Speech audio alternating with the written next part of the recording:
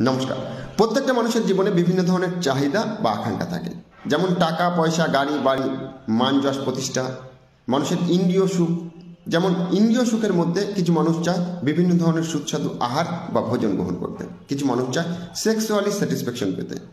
আলাদা আলাদা মানুষের মধ্যে আলাদা আলাদা এই চাহিদাগুলো তীব্রভাবে দেখা যায়। কিন্তু মানুষের জ্ঞান বুদ্ধি ও বয়স বৃদ্ধি হওয়ার সাথে সাথে মানুষের এই চাহিদাগুলো পরিবর্তন হয় বা কমতে থাকে, কোনো এক সময় বিলীন হয়ে যেতে পারে। কিন্তু কিছু ইচ্ছা বা চাহিদা প্রত্যেকটা মানুষের মধ্যে আমৃত্যু পর্যন্ত থাকে। প্রতিটি মানুষ চায় তাকে ভালোবাসা হোক, তাকে সম্মান দেওয়া হোক, তাকে গুরুত্ব দেওয়া হোক।